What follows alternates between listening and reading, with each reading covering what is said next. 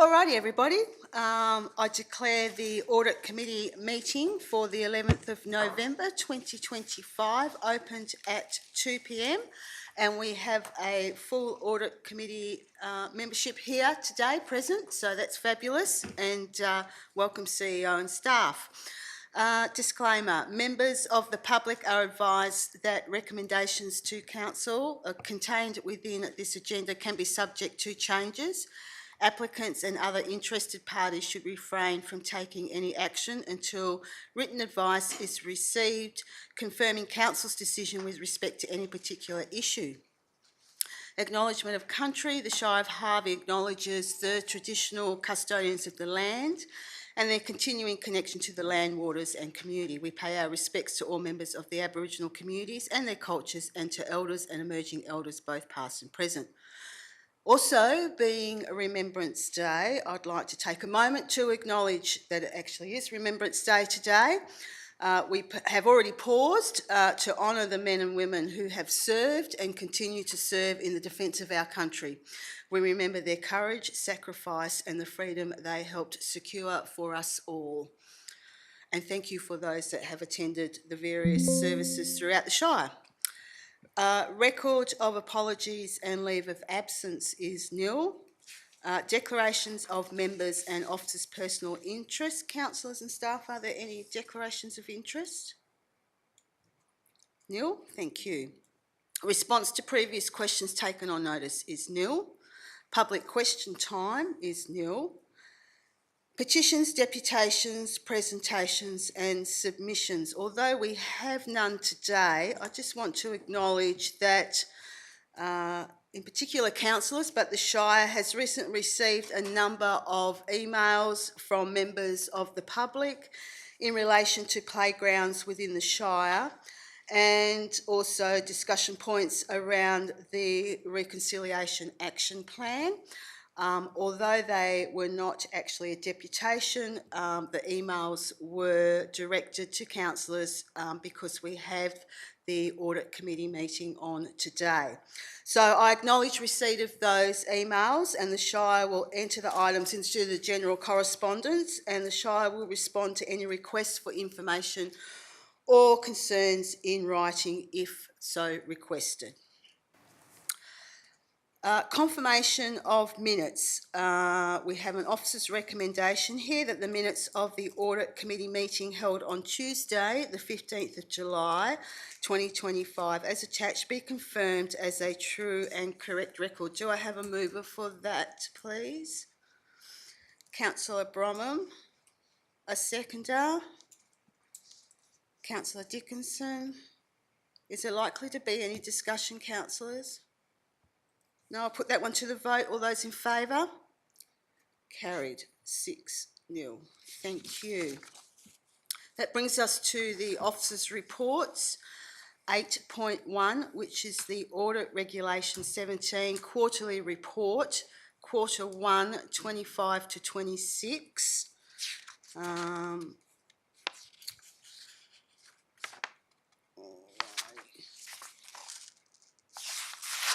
We have an officer's recommendation that Council receives the Shire of Harvey Audit Regulation 17 Quarter Report. Is there a need for our new councillors just to have a bit of a background as to why we do what this report is about? Would that be, you happy? You happy? Okay then. All right, so we've got an officer's recommendation there that we receive the report. Do I have a mover for that, please? Councillor Dickinson, seconded Councillor Morley. Is there likely to be any discussion, councillors, in this one? Councillor Coleman. Yeah, just like to ask a question, please. That the original report, I think, was 2023, that officers are in the process of creating a contract management framework still, apparently. So just wondering how long that's really going to take. CEO through to Ms Williams. Thank you, and through the Shire President. There's been a lot of work done on the contracts that we have at the Shire. So the first thing we did was conduct an audit of all of our contracts. populate them into a system where we can keep track of them. So we've done that part. We're actively monitoring and taking care of the contracts that we have in place. What hasn't been developed is a robust end-to-end framework which can monitor and assist us in the contract administration that accompanies the contract management in the Shire. We've been waiting for the ERP to continue to develop, which I think the governance programming for the ERP is to commence next year. So once we're there, we can move sort of from the paper-based Excel systems that we have in place to an online system for managing our contract management. We've done other things such as introduce contractor inductions through online systems such as Altura. There's things actively happening, but it's certainly not a end-to-end framework with all of the systems and procedures in place. So in progress. Councillor Bronwyn. Yeah, thank you. I just remember recently there was a question in relation to purchasing items from different vendors, and I just wondered if we can get some clarification around the meaning of local when we're talking about purchasing stuff. Where are we actually talking about when we talk about local? Because it's a sort of, where's the rubber band finish and start? Through the chair, so we don't have a local content policy at the Shire. We did bring a consultation to council of a regional price preference, which we wasn't carried in the chamber. So we don't have any local content policies that guide our purchasing decisions here. Thank you for clarifying that. Councillor Coleman. Yeah, thank you. And thank you for your response about the contract management framework. So given that we're just waiting on the ERP, how long do you think it'll take to get a framework in place? Simply because even a paper-based framework hasn't been put in place over the last 2 years. So just wondering when that will be in place. And I appreciate you've already got some processes in place that would ordinarily drive such a framework. So just wondering when we're likely to have that in place. Mr Winter. Thank you, through you, Madam President. The arm of the ERP that deals with governance is being reviewed and put together, and that's going to be in place in the new financial year.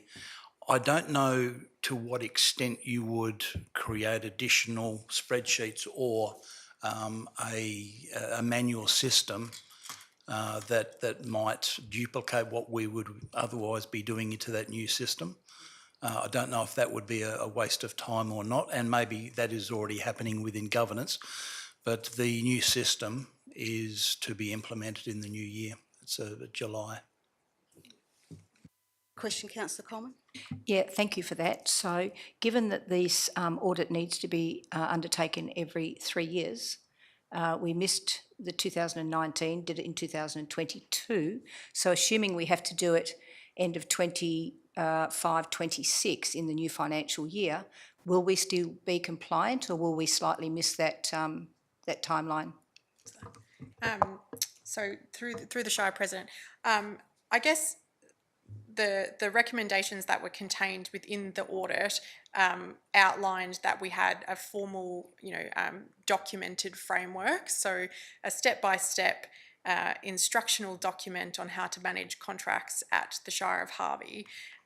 We haven't developed that, but we actively manage our contracts through systems and procedures which in essence form the framework for contract management at the Shire. So we would certainly comply with the general requirements for managing contracts.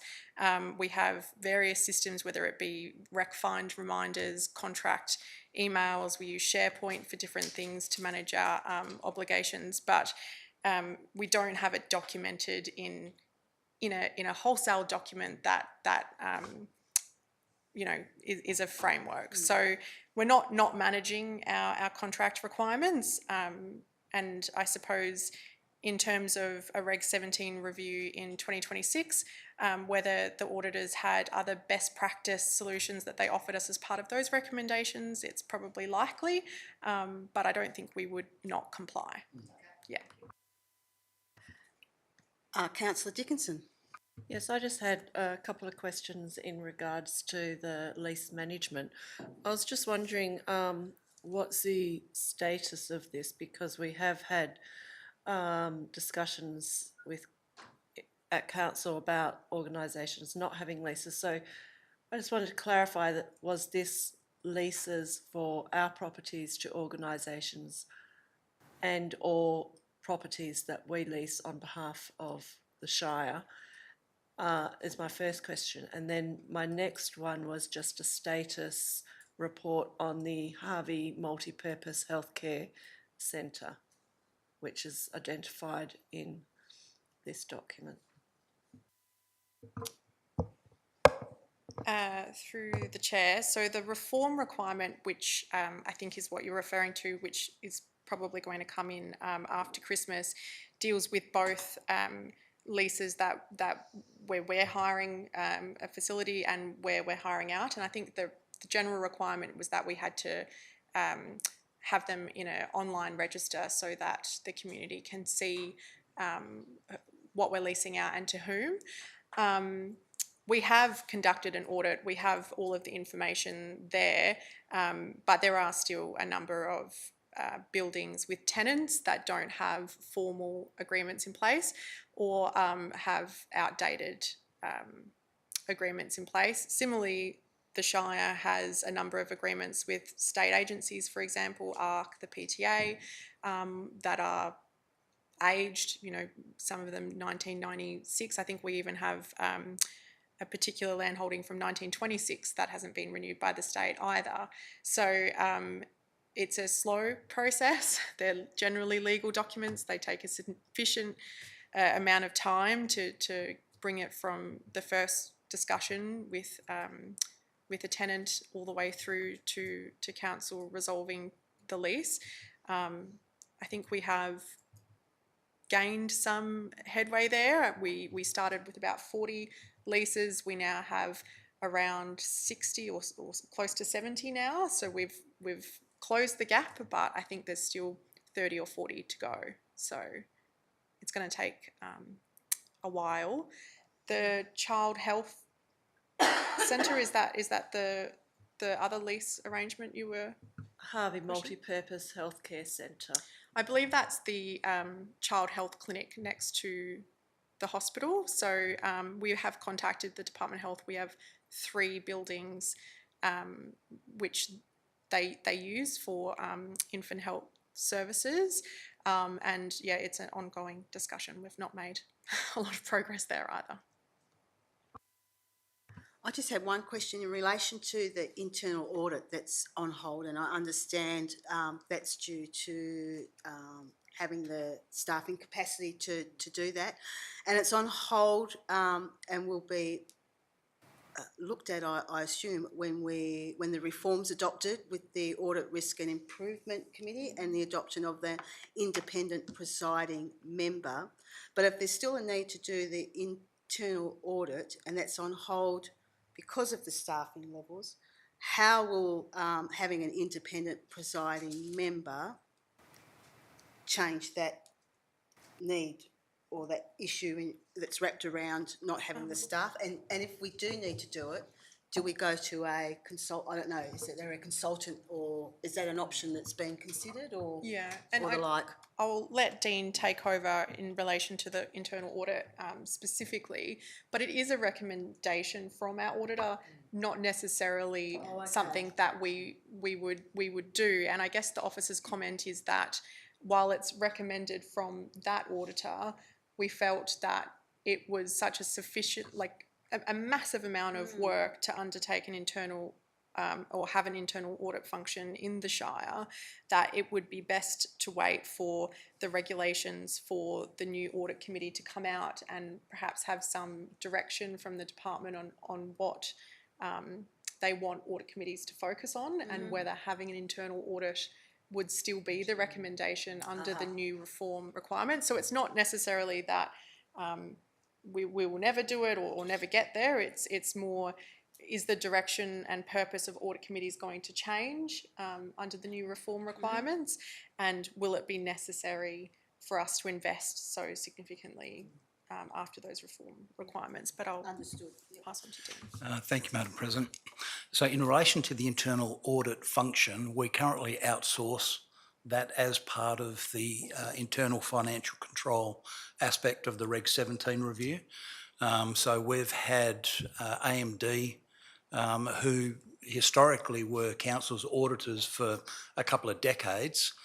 They know our systems very well, and they would come in and have a look at the controls in place, do testings of those in a lot more depth than the annual auditors would do, and then come back with recommendations and the like. At the point that currently now with the growth that we're having in staff, we probably need more on-ground staff doing the day-to-day work, probably more so than we need an internal auditor. So currently that function of internal audit being outsourced to qualified auditors who know our systems, I believe is ticking the box quite well until we get to a point where we are actually in a position where we can do that internally. I guess the other point is, as soon as we have an independent person on the audit committee, one of the recommendations coming from that person may be that we escalate the internal audit function, but that'll have to wait and see until that evolves. Thank you very much. Are there any other questions, councillors? Councillor Bromham. Yeah, on the leasing processes that we presently use, I just wondered, given the continual maintenance costs and the ageing facilities we have, if there is any move away from peppercorn leases so that we're getting some income from the buildings themselves, from the users, so that they're contributing towards the maintenance of the facilities. Through the chair, so that's a decision of council. Right now, when officers undertake the negotiation for a lease, we use the community lease policy as our guide, and then anything that departs from that lease, we either make recommendations in the report to council to amend the lease, or request that council make those decisions. You are right, there are a number of aged buildings and significant cost which the Shire, needs to contribute to or request these groups to contribute to. So happy for the community lease policy to be reviewed at council if that's a direction of audit committee as well. I guess the way I look at it, I'm not sure which is the best way to go, but I would really like to get some form of guidance in relation to how staff and maybe other councils manage this, because obviously in the future it's going to become an issue for us in relation to our finances. Certainly our asset management moving forward. CEO, do you want to take that on board and maybe we can have a presentation and a concept forum or the like? Yes, I believe discussions with council and the executive leadership team, this was raised in regards to bringing that back for workshopping with council, so we'll have that organised. Councillor Coleman? Yeah, I'm just wondering if I could perhaps add something there. Some years ago, quite a few years ago, when I was president of the bowling club, some councillors approached me and asked if the bowling club would be interested in purchasing the asset, because it is an older asset of the Shire for a reasonable value. So I'm just wondering, if we're going to have a report come to council about leasing, is it viable that we ask that also be considered?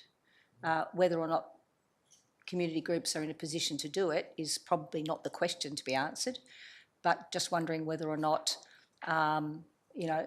community groups would be interested and or in a position to purchase such an asset and save us as councillors a lot of money, and put the onus back on the community groups without undue pressure. Just asking the question, I'm not preempting anything, but just wondering if we're going to do a report, is it viable that we include something like that through to the CEO?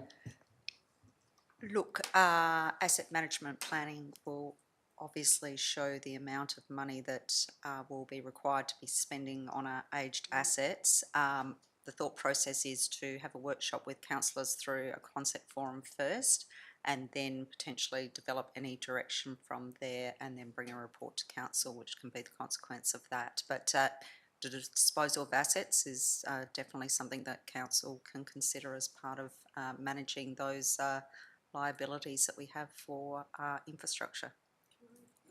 Through the CEO to Ms Williams.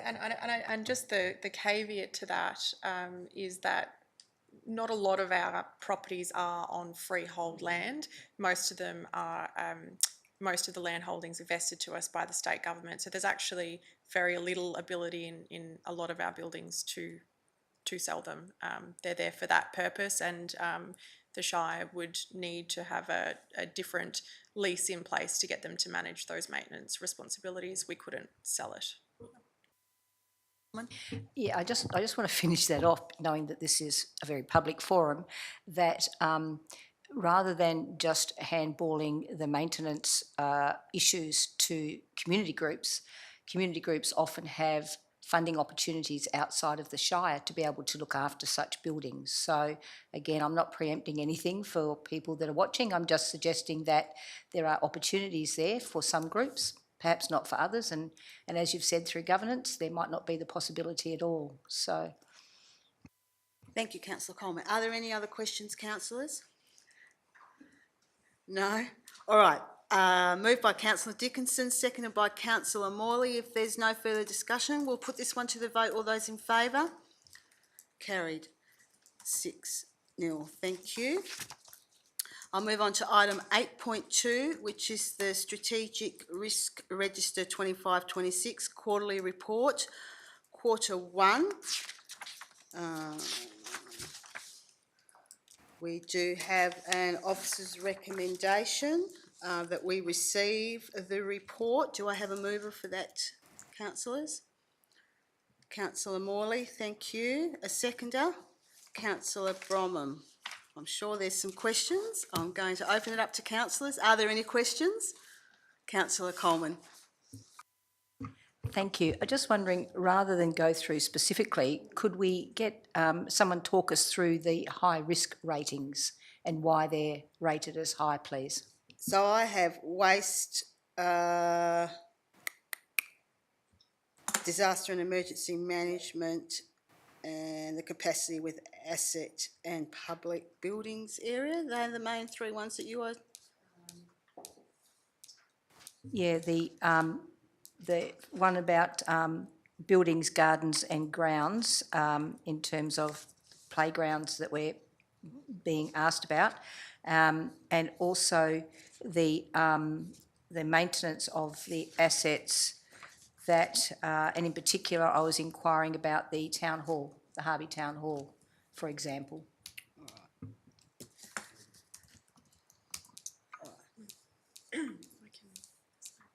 Go through the CEO to Ms Williams. Want to start? I can give it a go. Unfortunately, our Director of Infrastructure is not here, so if you could just bear with me while I bring up that risk. So what? Sorry. Is it this one on screen?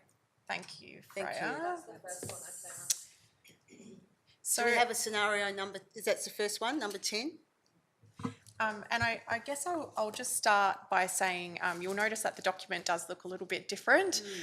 We've had to redo our risk report based off our new council plan, so you'll see that our risks have changed slightly, and we also endeavoured to be able to provide more information to council on the particular strategic risks and then link them back through to our service planning and so when you look at the comments, you will see that there's a overarching comment in bold, and then underneath that you'll see individual comments from the service owner regarding the risk.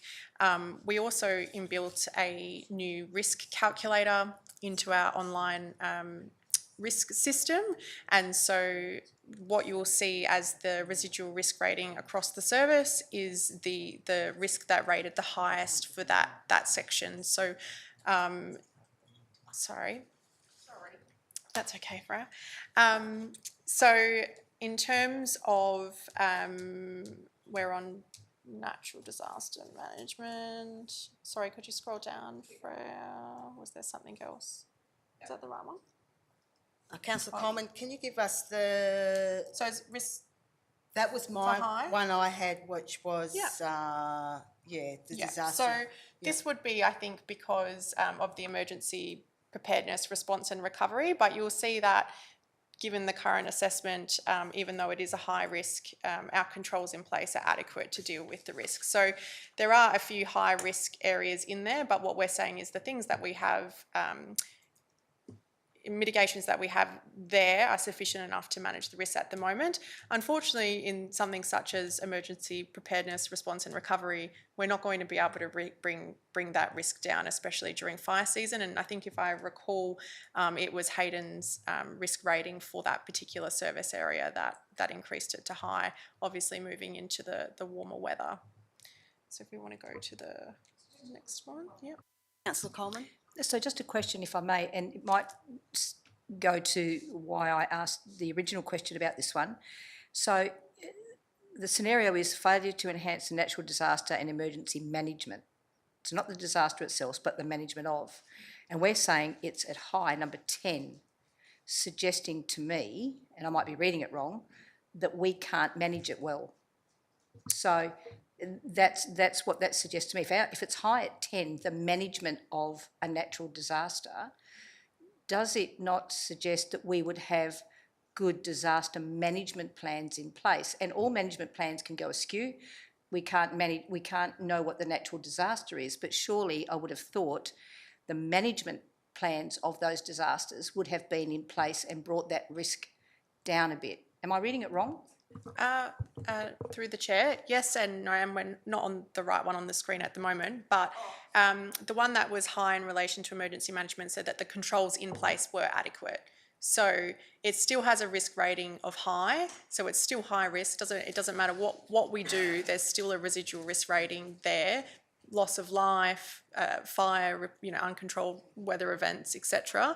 But the things that we have put in place, our management plans, our fire control is adequate, as could be reasonably expected to manage that risk now. So I guess you're looking for two things in the report. One is the risk rating, and then one is based on our current assessment, whether the controls are adequate, inadequate or excellent, which is the three areas that we assign in our risk framework.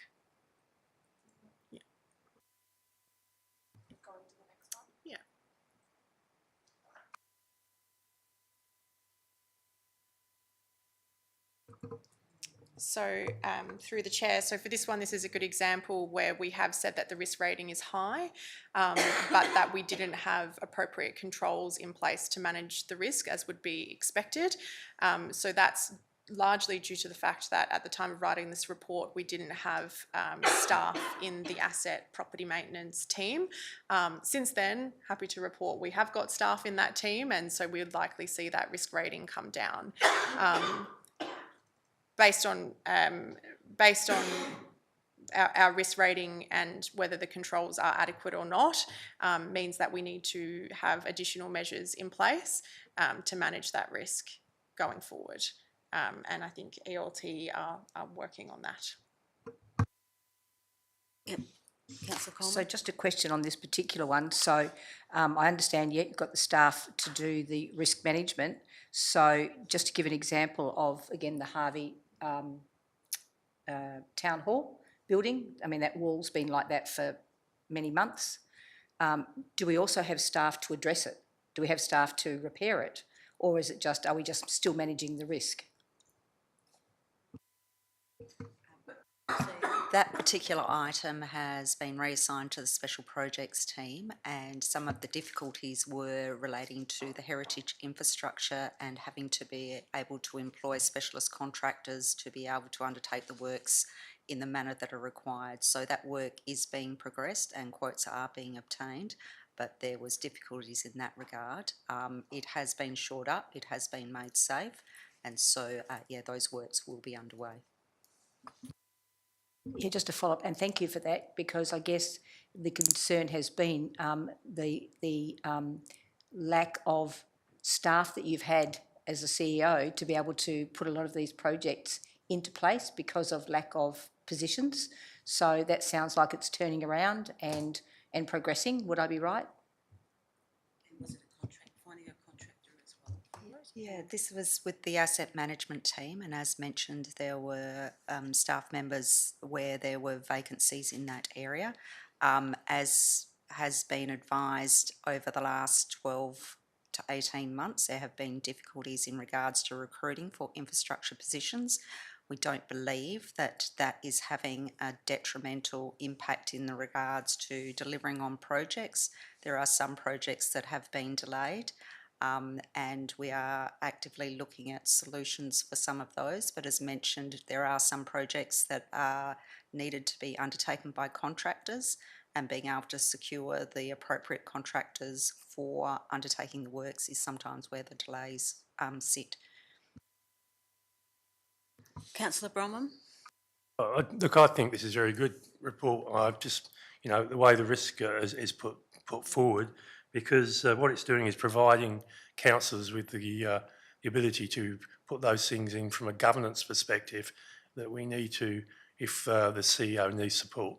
So thanks very much for that. I reckon it's great that you can be so transparent.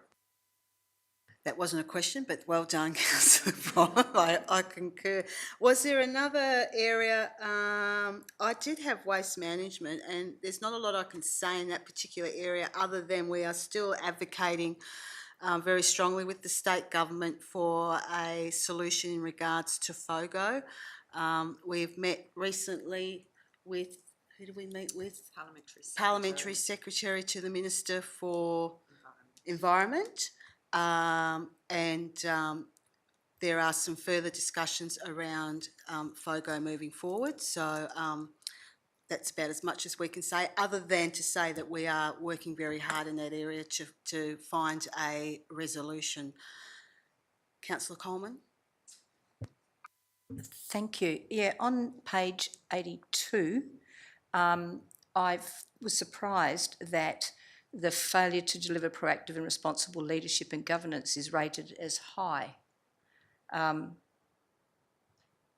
you tell us why that would be high? I would have thought that we were. I would have thought it'd be lower. Sure. Through the chair there, you'll see the residual risk was contributing to the risk associated with the ERP review. So when we got an officer comment there, I'd suggest that we found that was contributing to, I guess, some pressure in managing our governance and systems in the Shire. That's, I think, probably common across most ERP developments, but Dean might be able to share some more If I can information just there. add to that as well, if you consider back to the ERP allowing us to be able to get our rates in, there was a delay in us getting our rates notices out by a month. Also the ability to pay accounts and the like. So at that point, yes, it's a high risk. As it stands now, I'd like to think that risk is a lot lower. We have our rates coming in, we are paying our creditors and the like, and work is getting on as per normal in most areas. So it definitely has come down. All right, councillors, any other questions? Yeah, I just want to reiterate Councillor Bromham's statement. Very good report to read through, and thank you CEO and staff for putting that together, and interesting to process in aligning it with our new council plan. So doing that in a relatively short time since we've adopted the council plan. Yeah, very good, well done, thank you. So we have the officer's recommendation moved by Councillor Morley and seconded by Councillor Bromham. Is there any further discussion? I'll put it to the vote. All those in favour? Carried 6-0. Matters behind closed doors is nil. Being no more further business, I declare this meeting closed at 2:35 p.m. or thereabouts. And I thank you very much